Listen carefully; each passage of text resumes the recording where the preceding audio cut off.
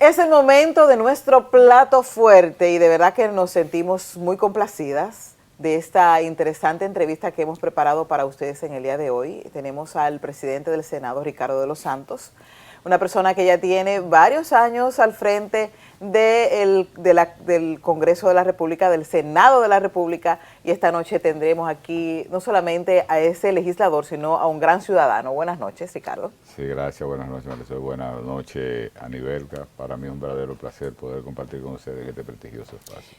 ¿Qué tal usted? Y se lo pregunto, porque usted es presidente del Senado, por segunda vez es senador de la República, previamente fue diputado, si no estoy equivocada. Así es. Pero, en principio, por lo menos a nivel de medios, Ricardo de los Santos era conocido por el mundo sindical transporte, camioneros y demás. ¿Cómo inicia esta carrera política? O quizás estuvo siempre y no se supo. Sí, gracias, Aníbal, que precisamente nuestra carrera política nace en el sindicalismo, en el gremialismo. Nosotros como institución, como FENATRADO, en el año 2015 decidimos tratar de formar un partido político, el Partido de la Esperanza Nacional, PEN. No fue aprobado por la Junta, entonces en esa ocasión, ya para el año 2016, se hicieron un acuerdo con el Partido Revolucionario Moderno. Ahí surge una candidatura nuestra a diputado, que en realidad yo nunca había aspirado a nada, ni había pertenecido nunca a ningún partido político. Sí, pero se involucra en la política partidista, pero no se visualiza como autoridad. No, para nada, no, para nada. Nosotros estábamos formando el partido y yo nunca tuve la intención de aspirar a nada. Ahora bien, la institución se reúne y me exige de que yo debo ir como candidato a diputado en la provincia de Sánchez Ramírez, y yo le decía en ese entonces a mis superiores en FENATRADO y a todos mis compañeros de que cómo yo iba a incursionar en política si yo no conocía a nadie en ese mundo. Entonces, al final, pues yo acepté ir a la provincia con una candidatura a regidor. Yo le dije, mire, yo voy a ir con una candidatura a regidor, que ahí quizás yo pueda pasar. Cuando llego allá... Usted dudaba de sí mismo. Claro, pero evidentemente tenía un liderazgo, porque... Sí. Sí, si arrancó esa candidatura. Sí, porque fíjate, hemos hecho un trabajo social. Yo fui dirigente del sindicato de camioneros y furgoneros de Cotuí por 4 años. Entonces ahí tuve muchos roces con diferentes sectores de la sociedad.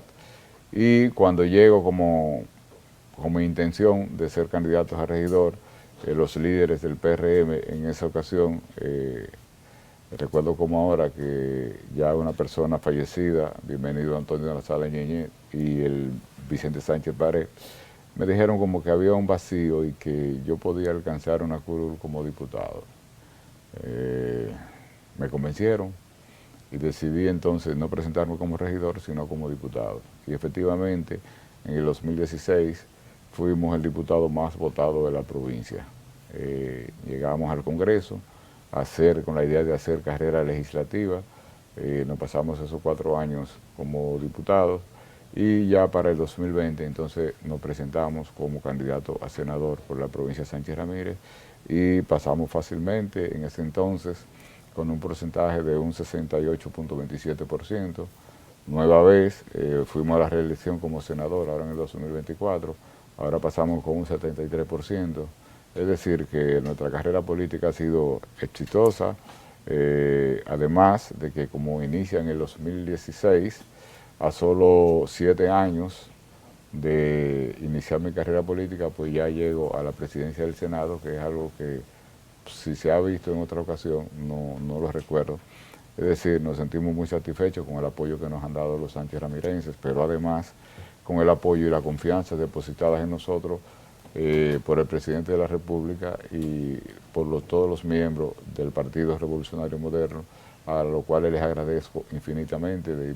También fui tomado en consideración y me subieron a la dirección ejecutiva del partido.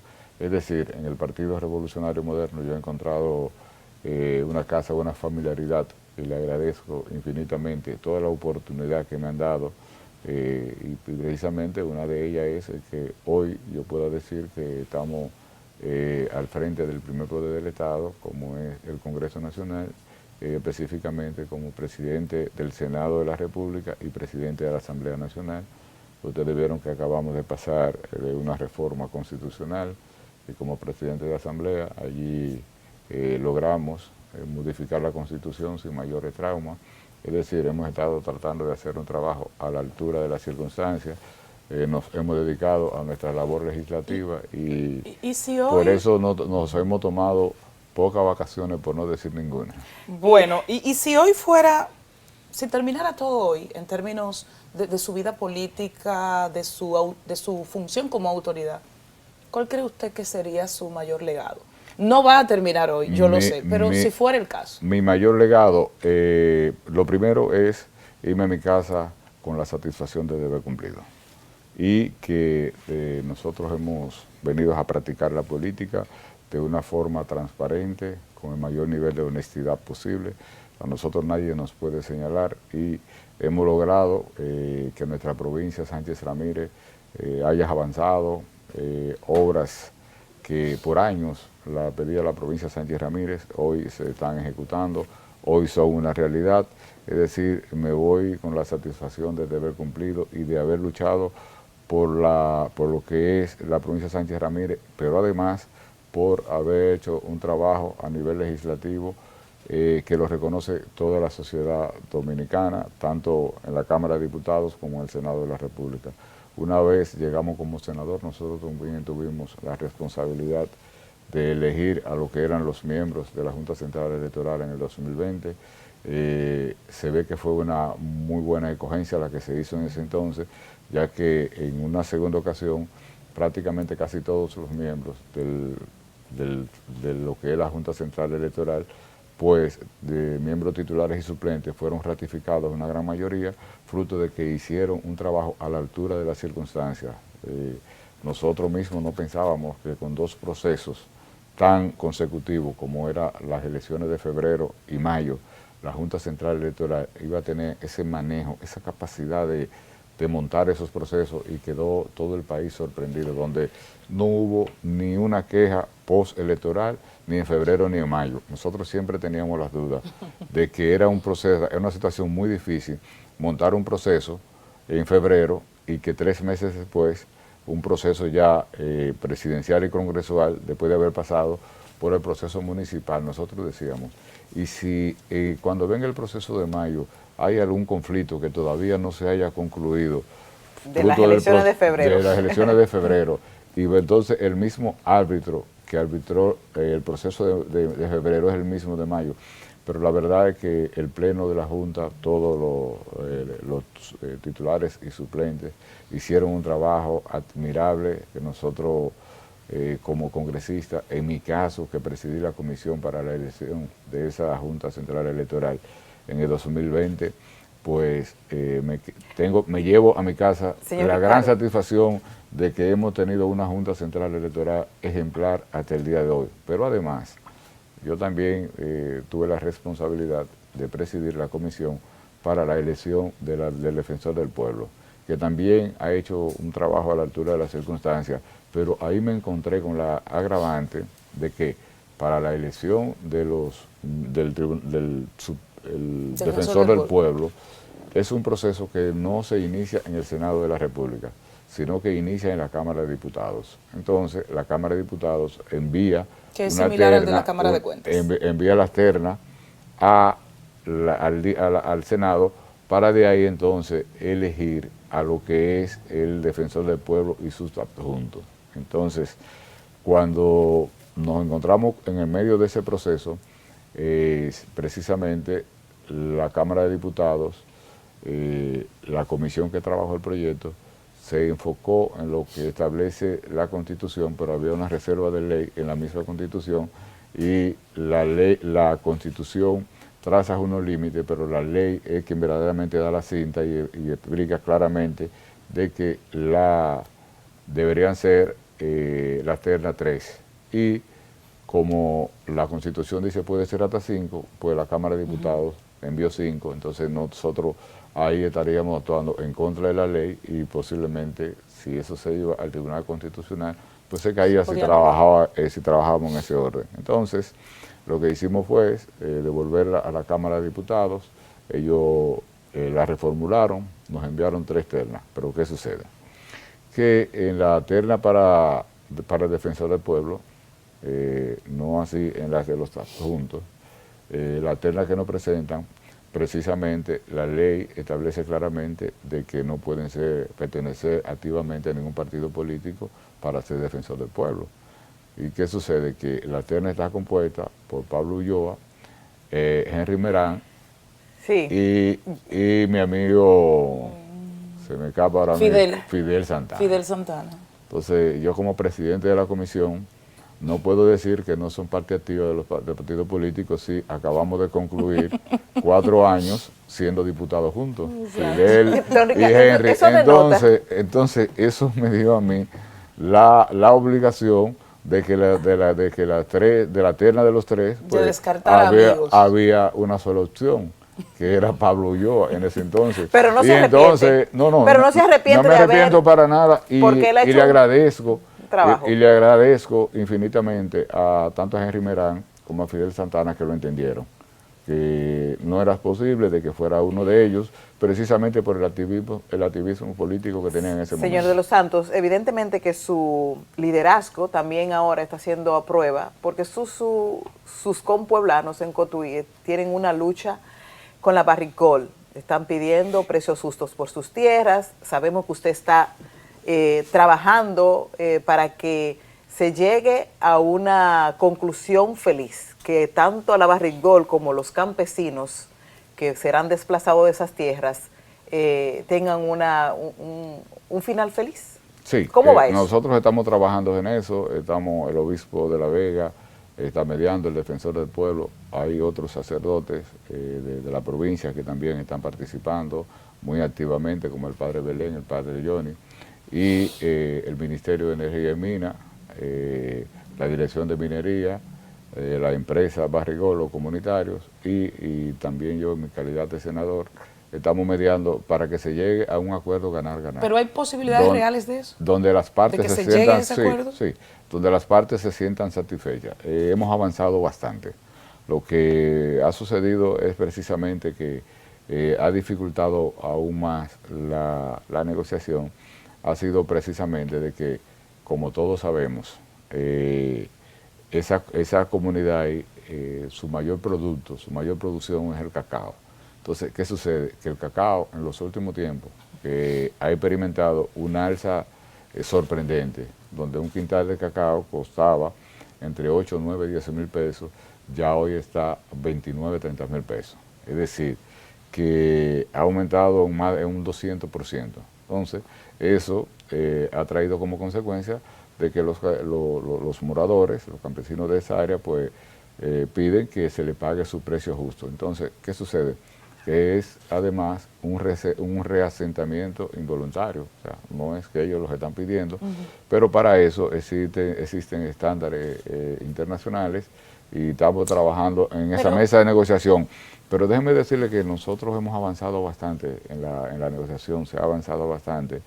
Solamente tenemos aproximadamente unos 10 productos con los que no nos hemos puesto de acuerdo, porque es diferente a que cuando hay una negociación de que yo te vendo una finca o tú me compras algo, entonces... cuando tú no quieres. Cuando tú no quieres y que es involuntario. Entonces, cuando es involuntario, ¿qué significa? Que tú tienes que pagar por separado el terreno, pero todas las plantaciones deben ser pagadas por separado. Pero una pregunta, cuando esto se sabe de manera masiva, públicamente, fue recientemente con una protesta algo sangrienta de parte de quienes se sienten afectados. Barrigol emitió un comunicado diciendo que estaban, si se quiere, que ya había un acuerdo. Entonces, ¿qué pasó? Que ese acuerdo, que ese avance que había, se rompió. Era un tema de precios, intervino un tercero, porque de verdad que... Lo que sucede es que o se manejó mal la empresa. Hay parte de los comunitarios que han negociado directamente con la empresa. Entonces, hay una zona que ya la empresa pagó por ella y ahí están haciendo unos estudios para completar lo que es la permisología de medio ambiente para ver el impacto ambiental y cómo se manejaría eso. Entonces, la empresa ha estado haciendo esos estudios, en un momento se le impidió los estudios, ahí fue que vino el encontronazo, donde prácticamente con una militarización se introdujeron los equipos a hacer los estudios, hoy continúan haciendo los estudios de una forma militarizada. Nosotros entendemos que si continuamos, pues logramos continuar con las negociaciones tal y como íbamos, en poco tiempo podemos ponernos de acuerdo. Porque ¿Poco tiempo podría ser qué? Yo diría que no más de un mes ya podríamos llegar a un acuerdo. Claro está, las partes disponiendo de sus actitudes. ¿Cuántas familias estarían? Estamos hablando de más de 600 familias. Señor Ricardo, dice una voz por ahí que hay oro en esa tierra y que nosotros queremos que nos paguen ese oro que está en la tierra. Sí, porque eso es lo que dicen ahora, que tienen oro ahí abajo y quieren que se lo paguen. Pero, ¿y cómo tú vas a sepultar oro con una presa de cola? O sea, eso no es algo que no tiene, sentido. Tiene un contrasentido. Eso es precisamente para el mineral rico que está precisamente en donde se ha estado explotando desde el año 1975. Lo que pasa es que mientras tú vas profundizando más, tú vas encontrando, riqueza, sí. Vas consiguiendo más yacimiento, y mientras tú profundizas más. Entonces se llegó el momento de que Barry tiene que aumentar, expandirse, pero la expansión no es ni siquiera en temas de territorio, sino dentro del mismo mineral que tiene, en el subsuelo, ya el mineral de que tiene mayor ley, vamos a explicarlo con más detalle. O sea, tú tienes un mineral que te da 7, 8 gramos de onza, 7, 8 gramos de oro por tonelada métrica. Entonces, la empresa, como toda empresa, procura sacar sus inversiones en el menor tiempo posible, y todo el mundo trabaja porque la minería no es uniforme. Tú encuentras aquí un mineral con un nivel de riqueza y al lado encuentras otro con un nivel. Entonces, ya el mineral, para poder llegar al de mayor riqueza, ahora hay que obligatoriamente procesar un mineral que tiene menor riqueza, y para eso tiene que aumentar la molienda para poder mantener la producción.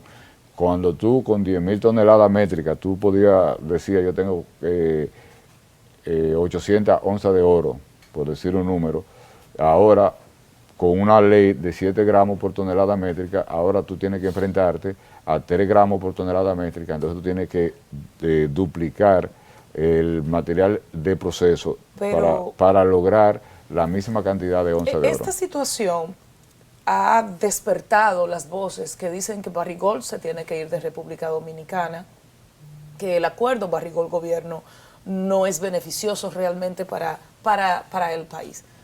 ¿Qué usted le dice a quienes levantan esa voz? Sobre todo por el impacto que tiene la minería para la economía dominicana y, por supuesto, para Sánchez Ramírez. Sí, hay una cosa que tenemos que estar claro. Primero, cuando hablamos del contrato, todos sabemos que el contrato que se firmó originalmente en el gobierno de Leonel Fernández fue un contrato lesivo para el país, donde se habla de 1.27 a 3.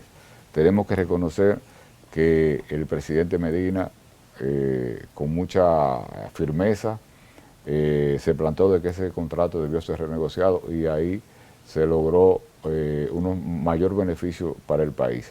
De igual modo, yo siempre he dicho, yo soy pro minería. Ahora, pro minería es una minería responsable, porque nosotros no podemos, bajo ninguna circunstancia, dejar esa riqueza en el subsuelo si podemos hacer provecho de ella. Pero que además, la vida del ser humano sería invivible sin la minería. Aquí estamos nosotros en Nivelca. Yo quiero que me busquen algo, cualquier objeto, cualquier cosa en la que no intervenga la minería. O sea, el ser humano es dependiente de la minería. O sea, ahora, si queremos volver al tiempo de los taparrabos, quizá yo diría si yo estoy de acuerdo. Pero todo lo que se destacan y hablan de que sea un antimineros, quieren un buen vehículo. El vehículo viene de la minería. Quieren un buen celular, quieren una buena casa, quieren vivir y el tema de quieren vestir bien, y todo eso, en todo lo que hace el ser humano, interviene la minería. En la última protesta que se hizo, ellos también reclaman que la presa de cola no sea construida ahí o que no se están cumpliendo todos los estándares internacionales. ¿Ya eso fue tocado en la mesa de negociación? Precisamente por eso es que la empresa está haciendo los estudios necesarios para cumplir con todos esos requisitos y demostrar que sí es factible construir la presa de cola.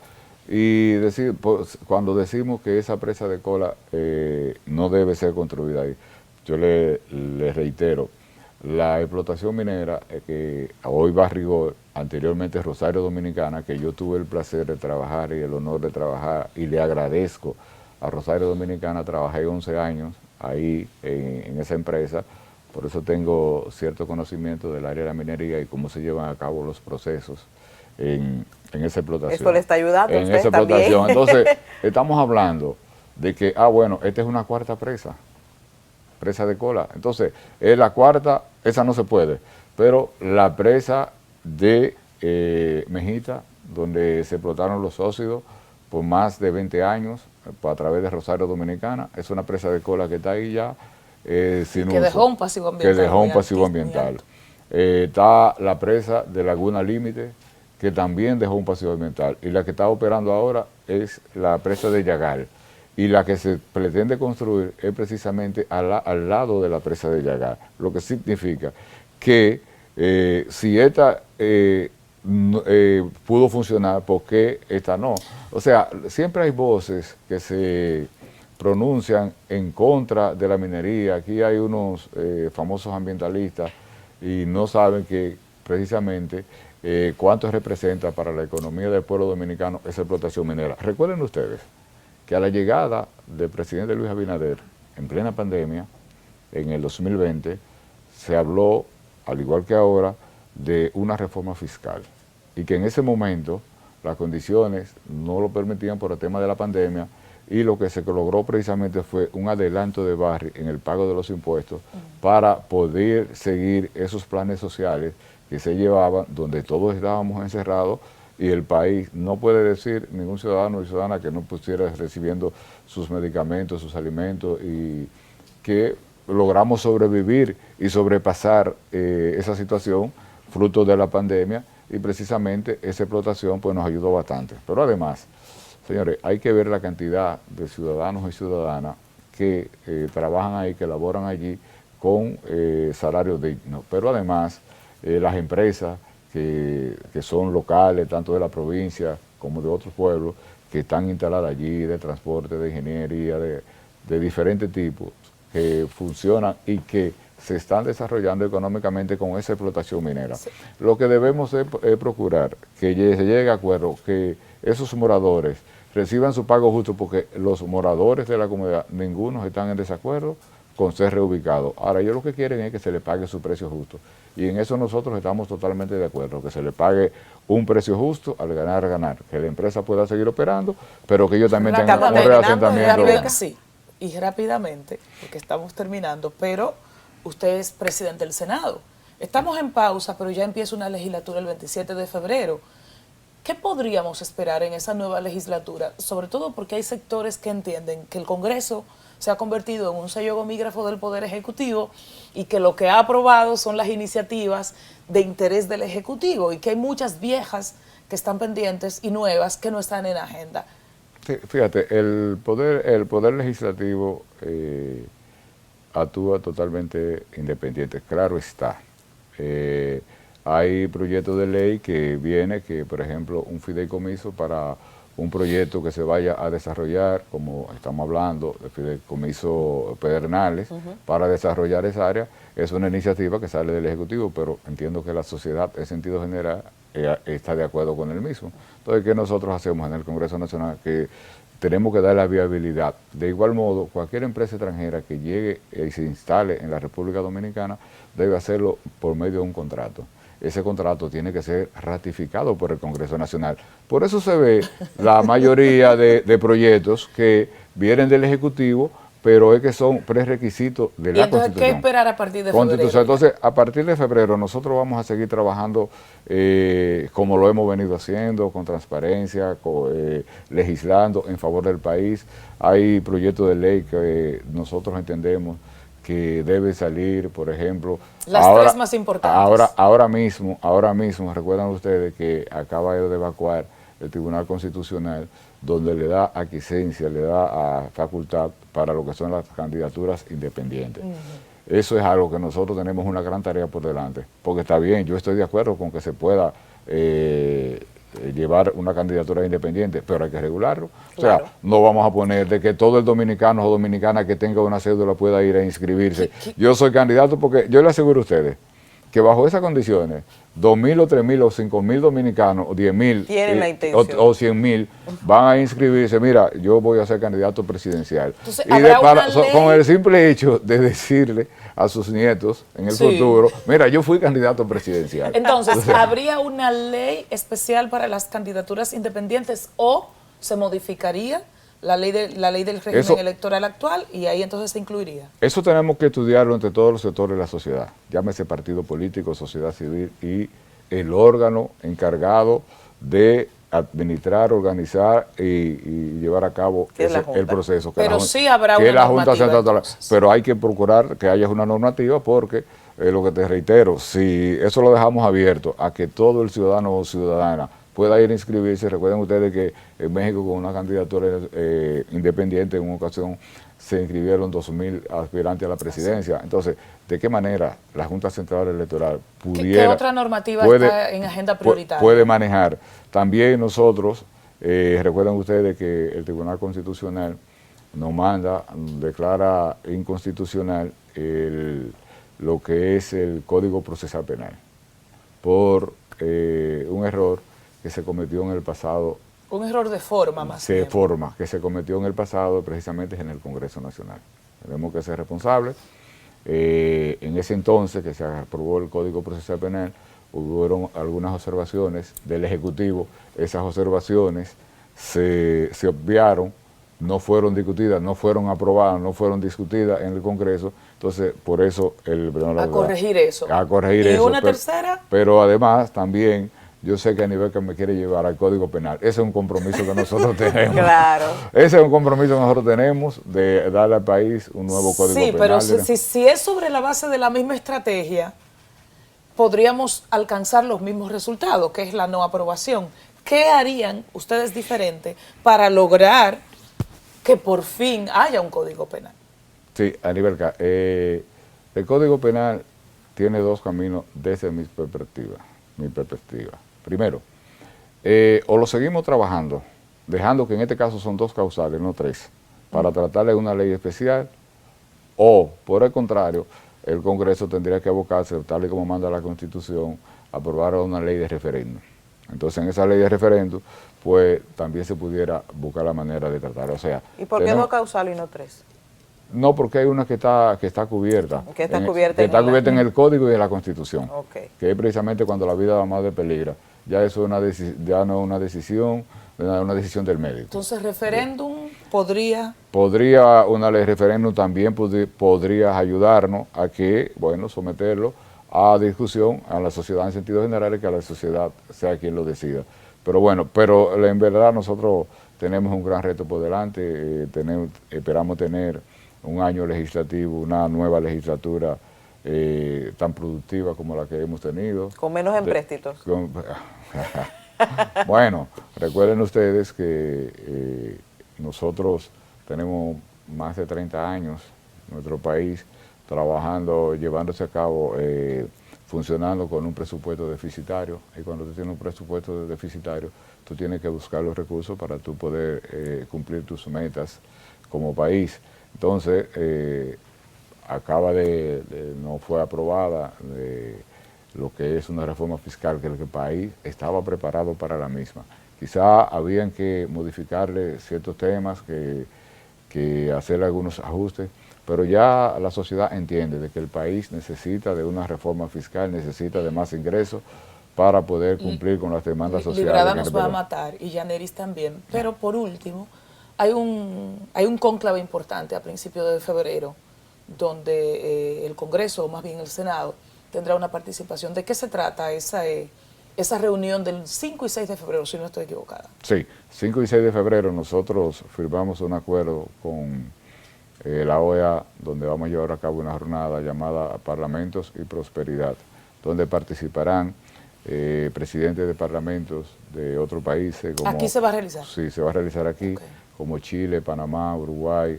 En el caso de Uruguay, la presidenta del Senado, la vicepresidenta de la República de su país. Entonces tendremos parlamentos de esos países y además participarán representantes de grandes academias, de tanto nacionales como internacional como nacional. Aquí vamos a tener representantes de las grandes academias nuestras, representantes de la sociedad civil. Es decir, es un proyecto donde llevamos a cabo para ver cómo nosotros podemos lograr llevar una agenda legislativa común, porque los problemas que tiene un país son muy pocas las diferencias que lo tienes otro. Entonces, ahora mismo nosotros tenemos que acelerar un poco el paso como Congreso, en procura de buscar la normativa, porque ustedes saben que la tecnología va a un paso muy acelerado y creo que nos estamos quedando detrás. Entonces, es muy ventajosa la tecnología, pero al mismo tiempo no deja de representar un riesgo. Y por eso nosotros tenemos que trabajar en proyectos sobre ciberseguridad, por el tema de la inteligencia artificial. Es decir, tenemos una agenda en común, colectiva, que vamos a establecer 4 mesas de trabajo en esa jornada que llevaremos los días 5 y 6 de febrero, para ver de qué manera nosotros podemos buscar soluciones en conjunto. Bueno, interesante esa agenda de ese cónclave internacional que se realizará en República Dominicana en febrero. Sí. Y así que estaremos pendientes de lo que surja en esta actividad. Gracias, Ricardo de los Santos, presidente del Senado de la República y ciudadano ejemplar de Cotuí. Muchas gracias. Gracias por estar más cerca. Gracias a ustedes, y siempre que nos inviten, pues estaremos en plena disposición de participar. Después que se cierren los acuerdos, vamos a tener otra jornada. Gracias. Gracias.